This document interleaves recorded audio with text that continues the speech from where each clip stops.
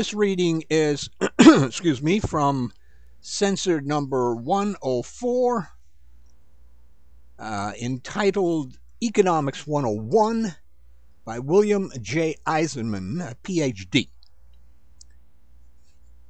And I'd like to start here with two quotes from the Bible. The first one is from 1 Thessalonians 5:21. Prove all things, hold fast that which is good. And the second quote is from 2 Thessalonians 2, verses 11 and 12. And for this cause God shall send them strong delusion, that they should believe a lie, that they might be damned who believed not the truth, but had pleasure in their unrighteousness. The top 5% of the United States population controls 60% of its wealth. And from 1979 through 2005, the after-tax income of the top 1% rose by 228%. Those are GAO figures. You got screwed. Unregulated corporations are dangerous. They have fostered a polarization of wealth. Corporations have one goal, and that is to make money for their shareholders. Corporations are neither benevolent nor benign. Robert Monks warned that corporations can destroy us. They are doom machines. Can anyone say BP? Corporations are out of control. And some of us worship corporations as if they were gods. Corporations are constructs of the law. The founders of the United States understood that the corporation, with its unique capacity to combine the wealth of many parties into one single entity, could pose a threat, if not properly regulated, in the public interest. Adam Smith did not care for corporations, since they tended to become monopolies, which made a mockery of the market's invisible hand. We are experiencing this today. In the early days of corporations, if a corporation did wrong, its charter was revoked. What politician would have the guts to revoke General Electric's charter today, even though GE has been convicted of wrongdoing? Early corporations were of a public nature. They had to obey strict rules regarding capitalization, debt, real estate holdings, and profits. Also, corporate charters at that time were limited to a certain number of years. There was then review before renewal when a charter expired. Corporations were also banned from sticking their noses into politics. Upon request, a corporation's accounting books were given to the state legislature. Corporations were an arm of the state. All this has changed because we failed to heed the warning of Thomas Jefferson when he declared, "I hope we shall crush in its birth the aristocracy of our moneyed corporations, which dare already to challenge our government to a trial of strength and bid defiance to the laws of our country." Well, as anyone can tell, corporations won that battle with our government, haven't they? Economist Daniel Raymond reminds us that corporations are always for the benefit of the rich and never for the poor. Due to corruption and influence peddling, state laws made corporations difficult to control. Corporations became less responsible and no longer in the public interest. Like a driver's license, A corporation is a privilege. Corporations must be controlled through their charters. We, the people, must regain control of the corporate beast. Corporations must be stripped of their First, Fourth, Fifth, and 14th Amendment rights. Lawrence Soley says that businesses and corporations now pose a greater threat to free speech than does the government. Rights are for people, not their creations, that is, corporations. Corporations are forms of business organizations. They're not people. Due to judicial and political corruption, today, corporate rights now trump human rights. In the last 30 years, a well-orchestrated corporate-led legal and political movement has worked to establish a corporate-friendly legal atmosphere. In the 1970s, Justice Lewis F. Powell advocated a judicial activism on behalf of business, the Powell Doctrine. Oh, Antonin Scalia and his cabal have certainly continued in that vein, haven't they? Citizens United. Republicans and conservatives have since forced Congress to deregulate business and corporations at all levels, which has led to crime and corruption and the destruction of our economy.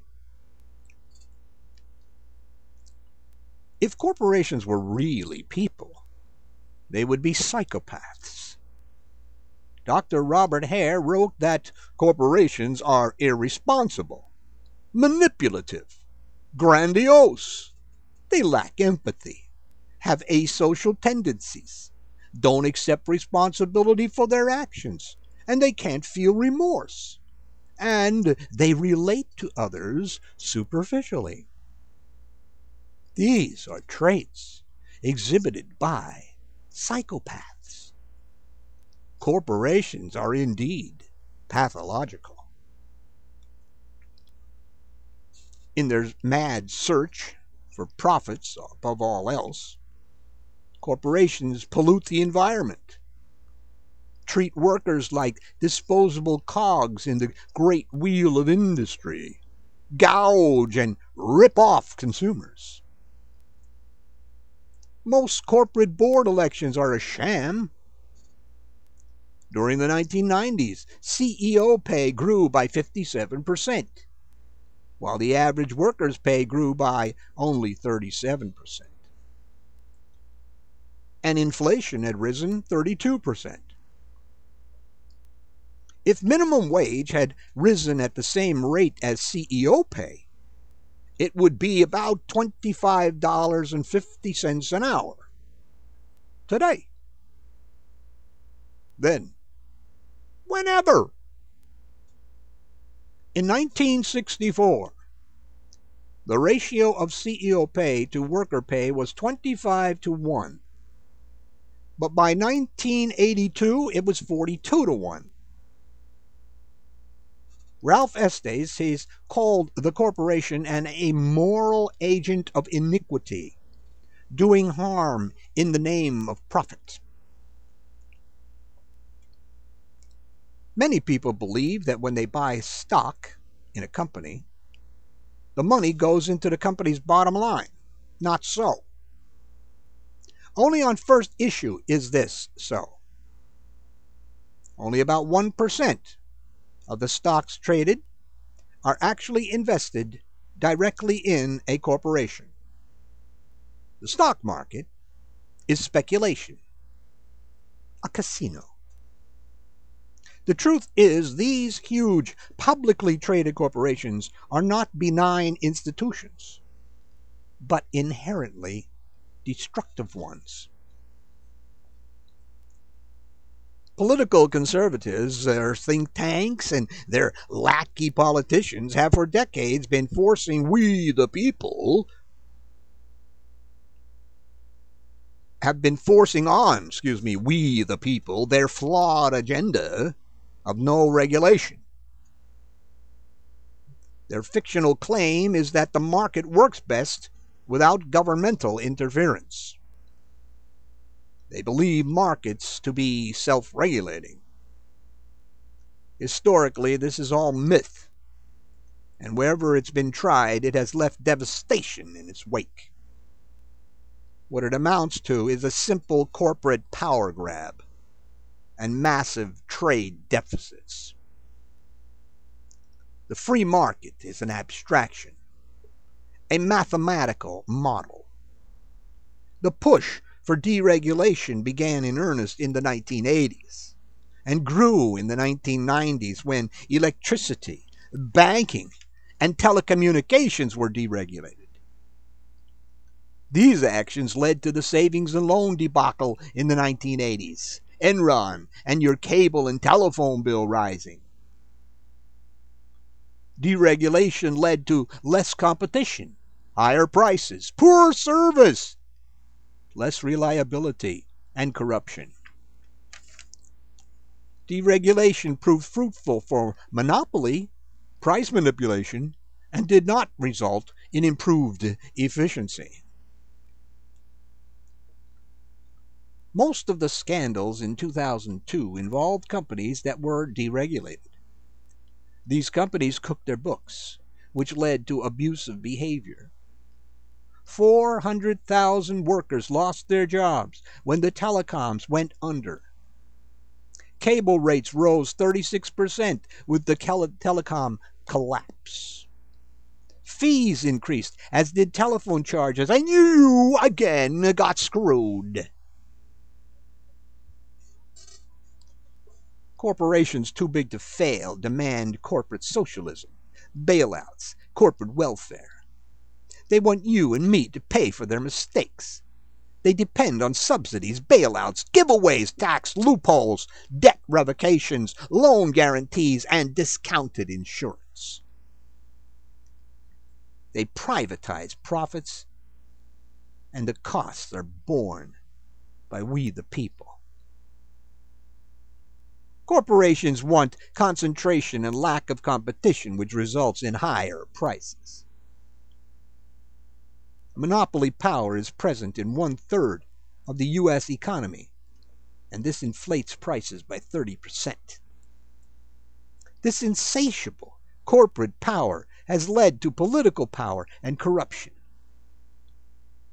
Along with all this, it is a fact that 60 to 80% of mergers fail.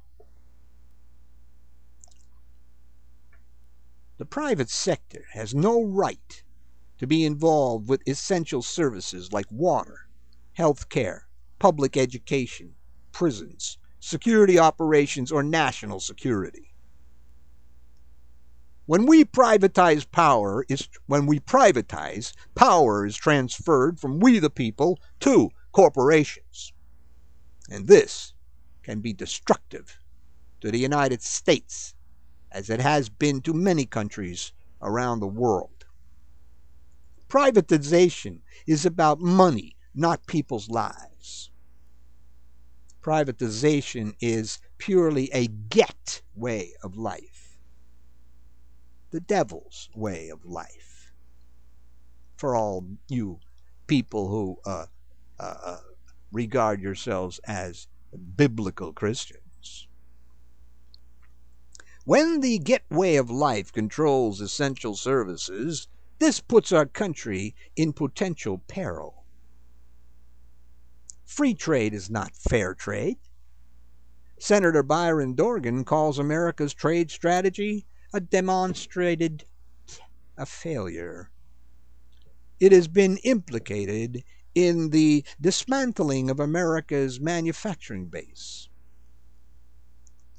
Since NAFTA went into effect, the United States has lost 750,000 jobs. Oh, that was some time ago. Corporate America is devouring its own customers. Outsourcing jobs overseas is not good for America. Even Henry Ford knew that good-paying jobs was good for America and for selling his product. Senator Dorgan blames our lousy trade negotiations like GATT, NAFTA, CAFTA, and the WTO as one cause of outsourcing. In 2004, selected President George W. Bush signed a bill that cut overtime pay for 6 million workers. A mine strike took place in 1914, and all the workers sought were higher pay and better working conditions. The National Guard was called out and machine-gunned 40 miners and their families, 11 children, and 2 women. They were massacred. The Union Secretary was shot 54 times. In Pennsylvania in 1877, 10 coal miners were hanged. In 1920, labor leaders were prosecuted as anarchists. In Dearborn, Michigan, in 1932, police and Ford Motor Company operatives beat and killed auto workers. An uneasy tension has always existed between workers and management. Maybe this is why, in the millennium, each person will own his own land and have his own way of making a living. Free trade does not help the poor. Free trade, as structured today, is only about corporate profits. Corporate power today is doing everything it can to undo Franklin D. Roosevelt's New Deal. It should be clear to all by now that when tax breaks go to the wealthy, the burden falls on the rest of us. Duh! We should be fearing corporations, not government. Today, the deck is stacked against the working man. Shipping good jobs overseas is committing economic harikari. The Bible states that being forced to work for meager sustenance is immoral, a sin. Our tax policy is crazy. We give tax breaks to companies who ship our jobs overseas. The share of total income taxes paid by corporations from 1945 to 2000 fell from 35% to 10%. Tax evasion has become an entitlement program for the wealthy and corporations. In 2000, 63% of all corporations paid no income taxes. Between 1990 and 2000, corporate profits rose by 93%, while CEO pay rose by 571%. You probably believe this was brought about normally by the invisible hand of the market. You would be wrong. To evade United States taxes, many companies get mailboxes in the Cayman Islands. The 4 major tax havens are the Netherlands, Ireland, Bermuda, and Luxembourg. The Cayman Islands has no income tax. ExxonMobil has 11 tax haven subsidiaries in the Bahamas. And Halliburton has 17 tax haven subsidiaries in the Cayman Islands, 2 in Liechtenstein, 2 in Panama. Xerox has 24 tax haven subsidiaries, 10 in Bermuda and 4 in Barbados. America's Treasury loses about $300 billion a year as a result of tax fraud and avoidance. Tax breaks to those who ship jobs overseas must be repealed. We must tax businesses who set up tax havens as if they were still in the United States. We must no longer allow transfer pricing to avoid taxes. Uncle Sam must cease being a punching bag for unpatriotic corporations. These changes will be good for the economy and we the people. American consumers are being fleeced while the big oil conglomerates are getting richer. In 2004, the price of a barrel of oil was $34.50. Are we to believe that in 4 years the world is running out of oil, or that the invisible hand of the market has caused the cost of a barrel of oil to rise over $120? America uses 21 million barrels of oil each day, and 40% of that is produced domestically, while we import 60%. The price of oil is set by OPEC, the big oil companies, and futures market speculators. In 2005, profits for ExxonMobil increased by 75%, Shell 68%, ConocoPhillips 89%, and BP 34%.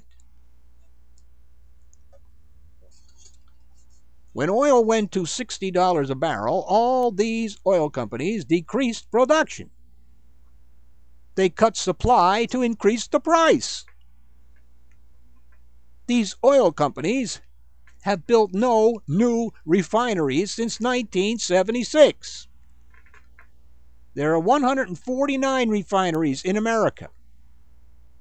ExxonMobil's production since 2005 has decreased 4.7%. And you thought the high oil prices were a result of market forces. Let us not forget that oil company finances terrorist groups around the world. Dick Cheney's secret energy meetings are implicated here. Corporations influence government by funding campaigns. They pay for deceptive advertising, and they write their own legislation. Our government serves corporations, not we the people. This behavior does not expand markets, raise living standards. It creates a race to the bottom. And in America, capitalism is treated as a religion. The Republican Party has fought long and hard in support of outsourcing, cutting overtime pay, cutting veterans' benefits, never raising the minimum wage, and trying to cut Social Security. They are in favor of big oil and the pharmaceutical companies being allowed to rape consumers. Since the days of Reagan, they have forced more of the tax burden on everyone but the wealthy. Republicans have racked up the biggest deficits of all time. More pollution, tax cuts for the wealthy, and less necessary regulation. Corporations and their Republican lackeys have fought against fair labor standards, the minimum wage, environmental laws, and safety laws for businesses. What is good for business is not always what is good for America. In the last 5 years, thanks to Republicans, over 3 million jobs have been outsourced. A strong manufacturing base is the foundation of good jobs, good wages, the foundation of the middle class. It's an essential part of America's national security. If a country cannot produce things that it needs for its national security, it cannot remain strong. If a country must import parts for its war machine, it can't conduct a war. It can't defend itself. Can it ask its enemy to supply it with oil so it can crush the enemy? Manufacturing is a national security issue. And today, the United States manufactures practically nothing. The United States imports, and imports. An economic beast is rising up in Europe, which will soon swallow up a weakened America. America's tax system has been deliberately skewed in favor of the wealthy. Since the 1980s, you have been making the rich richer. This has created a huge imbalance in our society. Many elites have hijacked our government, and these people are a danger to our welfare. James Madison warned us when he said, "There is an evil which ought to be guarded against. The power of all corporations ought to be limited. The growing wealth acquired by them never fails to be a source of abuses." We have no checks and balances regarding corporations. Corporations have hijacked our constitutional rights. Corporations dominate us. An unholy marriage has taken place between corporations and our government. That's called fascism. The Bible calls this fornication with the kings of the earth. The aims of American corporations are to steal sovereignty from we, the people. They want our government to be their business partner, and to hell with we, the people. John D. Rockefeller and his ilk believed that the growth of a large business was survival of the fittest, the working of the law of nature and the law of God. Rockefeller and J.P. Morgan bribed and influenced presidents and legislators. They wrote the tax laws. President Herbert Hoover said the government owes nothing to himself or any citizen. Presidents Harding, Coolidge, Hoover, Reagan, H.W. Bush, and George W. Bush turned our government over to big business. Today, corporations are replacing countries as the powers that be. Ronald Reagan expanded the unaccountable federal government, dismantled much of the New Deal. He shifted government control and resources in a new direction, funneling billions of dollars in subsidies to corporations. Today, corporations are trying to best abolish the concept of secure full-time work, a steady job. Reagan broke up unions, gave tax breaks to companies who do business overseas. Reagan drew blood from every domestic program, education, food stamps, health care, to give tax cuts to the wealthy and to pay for his excessive military spending, $700 toilet seats. Reagan's policies have made the middle class perpetually insecure. Globalization and the unholy spread of the corporate mystique has become the dominant religion of the world. The corporate mystique is considered a God-ordained way of life. The priorities of this God's way of life are high military spending, corporate subsidies, and huge tax cuts. In fact, these are part of the devil's economics. And as a result of these policies, the average income of the bottom 90% of Americans fell 7%.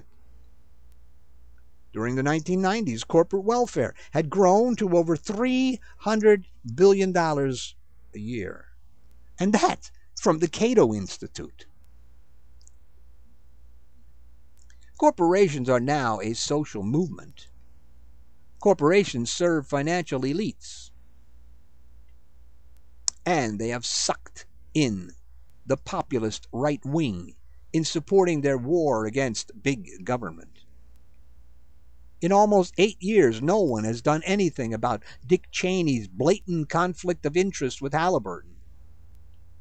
Contrary to God's law, the corporate wish is to redistribute wealth and power from we the people to the elites. Corporations are slowly bleeding our national economy and undermining the American economic system.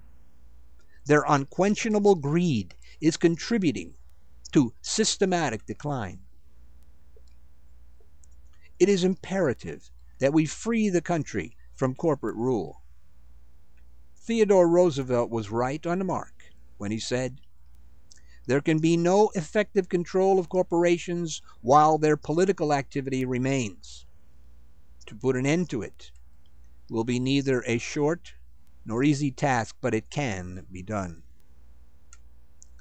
Corporations have stolen our government, and corporate rights now trump the people's rights. Pat Buchanan stated the obvious in admitting that Republican policies are heavily biased in favor of global corporations. Corporations are not conservative in what they do and what they want to do. They want to control and exploit you. The argument that low tax rates on the wealthy create economic growth is a historical lie. The highest economic growth rates in America took place after World War II, when the United States had the highest tax rates in history. In the 1960s, the United States had the highest minimum wage in terms of 2004 prices, $8 an hour. At this time, the United States enjoyed its lowest unemployment rate since World War II, 3.5%.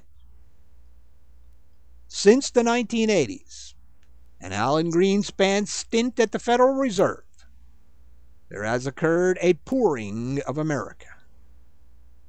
Still, during this time, a tiny minority has raked in millions, even billions, in profits. George W. Bush and his administration strangled the United States economy. But this has been going on since 1981. In the 1980s, the real wage of Americans fell and stagnated through the 1990s. How much more can we take? Before Ronald Reagan and Alan Greenspan, the Social Security payroll tax was 2% on the first $3,000. From 1969 on, the Social Security surplus was included in the unified budget. During the 1980s, Reagan's and Greenspan's Social Security tax became a crippling burden for the poor and self-employed. In 1983, Reagan and Greenspan came up with the Federal Insurance Contribution Act, FICA, the trust fund. Excuse me. Between 1984 and 2004, the trust fund brought in $1.5 trillion, and by 1992, the trust fund was, by law, to be separated from the general budget. It wasn't. The Social Security Trust Fund financed tax cuts for the rich. That's right. Your hard-earned money that was put in the trust fund for your retirement was squandered on the rich and corporations. You were screwed again. Republicans regard the Social Security system as a welfare system, and they are not aware of its self-supporting nature. It has nothing to do with the general budget. It even supports Medicare. The budget deficits under Ronald Reagan were a result of his excessive military spending and his tax cuts for the rich. The Social Security compromise, championed by Reagan and Greenspan, was totally unnecessary. It was a phony issue, much like George W. Bush's Social Security privatization scheme. The object of the trust fund was simply to lower the deficit on the backs of workers rather than raise taxes on the rich and corporations. In 1988, after robbing $60 billion from the trust fund, Reagan's deficit was still $120 billion. 75% of George W. Bush's first tax cut went to those earning more than $200,000 a year. Bush's tax cuts and his Iraq folly have created unprecedented budget deficits, which will end up weakening the United States economically. Under Ronald Reagan, the top bracket went from 70% to 28%. Under Bill Clinton, it was raised again to 39.6%. The true deficit in 2004 was $600 billion.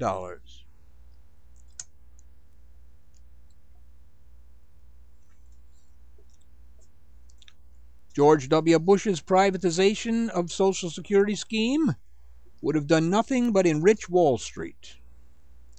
It was another scheme to solve long-term budget problems on the backs of the working poor. To date, $1.5 trillion has been stolen from the Social Security Trust Fund to mask the true size of the deficit. Remember, the surplus in Clinton's last years. A real free market is filled with sharp competition among businesses. Information would be freely available to workers and consumers. Our standard of living would rise as a result of competition, prevention of monopolies, discouraging mergers among profitable companies. Competition increases with the growth of small-scale enterprises. Profiteering would be prevented in a real free market. We must also prevent corporations from raising prices by deliberately reducing output. Can we all say ExxonMobil?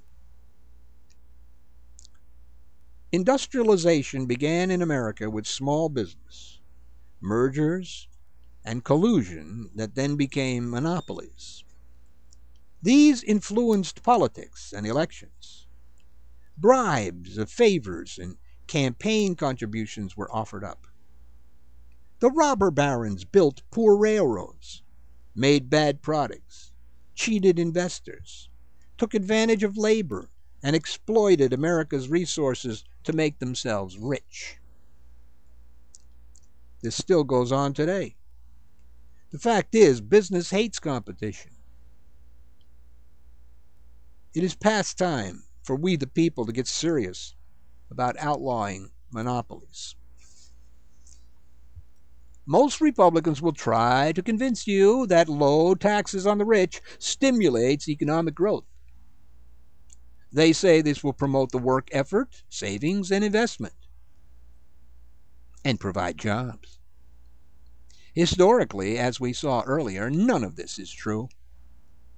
Tax cuts to the wealthy add nothing to aggregate spending. Tax cuts for the rich end up being saved and not used to buy their daily bread. Reagan raised excise taxes, gasoline taxes, and payroll tax. These are all regressive taxes. The historical facts are cutting the tax burden of the wealthy is always bad for the United States economy. Trimming the top bracket harms the vast majority of people in the economy. During the 1950s, GDP growth was 4.1%. The corporate tax was 52%, and the top bracket was 84 to 92%. In the 1960s, GDP growth was 4.4%. The corporate tax was 52 to 48%, and the top bracket was 91 to 70%. Historically, high taxes on the wealthy has never destroyed economic growth.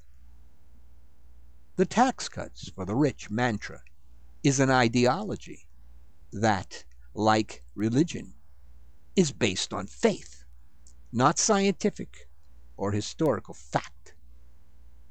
Once upon a time, 25% of tax revenues came from corporations. Today, it's less than 10%. Today, the poor, workers, and middle class are overburdened with Social Security taxes, excise taxes, and sales taxes. These are all regressive taxes which hinder prosperity. Social Security taxes rose from 9.6% in 1970 to 12.3% in 1980. Our tax system has deliberately turned into one of confiscatory taxation of the poor. The fairest of all taxes is the progressive income tax. The more one makes, the more one pays. And if one doesn't want to pay more, then he can make less. The progressive income tax has been the lifeblood of the post-war United States economy. Confiscatory taxes on the rich promote growth. Those who evilly promote tax cuts for the rich dismiss out of hand the economic fact that lack of purchasing power by the poor, workers, and the middle class leads to low growth. Regressive taxes increase the supply of labor, cut GDP growth, and restrains the demand for labor. Since 1973, per capita GDP has grown, but real wages have stagnated, while the production wage has gone into freefall. This has cut the living standard of 75% of Americans. The growth that has occurred has gone to CEOs. Before 1980, CEO salaries dipped and rose like the rest of the economy. Throughout the 1980s, all gains in male earnings went to the top 20% of the workforce, and 64% went to the top 1%. And, as usual, 80% got screwed. That's you. What we must learn is that our economy is not just about the wealthy. It should be clear by now that when income is concentrated in the few, consumer demand falls. When inequality rises, wages don't grow, and the economy slows, and prosperity goes bye-bye. Over the last 30 years, the living standard of 80% of Americans has fallen. Since 1980, nearly all growth has gone to CEOs and the top 20%, the bigwigs. As of 2003, the middle class shrank to 45% and poverty increased. There were 29 million poor people in America in 1980. In 2003, the figure has risen to 36 million. Globalization has rid the United States of factories, jobs, and created a massive trade deficit. These hits to our economy are as a result of bad and perverse public policies. The devil's economics. Republicans are at the forefront of these destructive measures. All this appears quite strange when Republicans portray themselves as the party of God and the Ten Commandments, because the Bible shows their actions to be, as stated before, the devil's economics. We need to cut the Social Security tax. We must raise corporate and income taxes on the wealthy. We must raise the minimum wage. We must force antitrust laws. We must find ways of making other nations adopt real free trade in order to eliminate the United States trade deficit. When we have balanced free trade, then we will still have jobs. We must get rid of the WTO in its present form, or altogether. When wages keep pace with productivity, both GDP and real wages grow apace, because consumer demand then keeps up with supply. The destruction of the American economy and its social safety net was deliberate. Conservative ideologues hate government, and when they govern, they destroy that which they hate. They are not interested in fiscal restraint. That is just a ploy to get your vote. These people want no government at all. They want you to work for slave wages. That is, if you can find the job. And they delight in screwing you. The end. Hi, this is William Morrow. Are you one of those people who join a health club, and after they have your big, overpriced annual membership, you notice that you're on your own with little or no results even after all the promises? Then the website Personal Trainer is for you. Thank you very much, William H. Morrow III. So you lost another argument with a conservative, right-wing Republican. He talked over you. He screamed and yelled. He brought out the Bible. He thumped it. He quoted scripture to you. You were lost because you came at him with facts. Nothing but facts. And you expected that would make you look good. That would make you win the argument, but it didn't. You know why you lost the argument? You know why you're going to lose your next argument? Because you don't read Censored. Censored, a 30-year-old newsletter that shows you how to defeat a conservative. Read Censored, and you'll have all the ammunition you need. Every time you get into an argument with a right-wing conservative, so-called Christian. Censored, that's all you need. Read it, and defeat a conservative. Greetings, listeners. Let me speak to you for a moment about the foundation of our entire organization, Newsletters Censored. It was founded by our mentor, the Reverend Dr. William J. Eisenman, in 1977. It discusses the 5 taboos of American life: politics, religion, health, human sexuality, and child rearing. You won't find anything like this in the mainstream media and the press. It reveals the kind of truth that most people are afraid to hear. Can you handle it? We are living in the end times, so in order to defeat a conservative and save America, you need Newsletters Censored. Go to www.newslettercensored.com, click on the printable order form page, and with your gift to support this work, get your free annual subscription. This is James P. Madonna of Megalife 21, the hardest hitting internet talk radio station on the planet.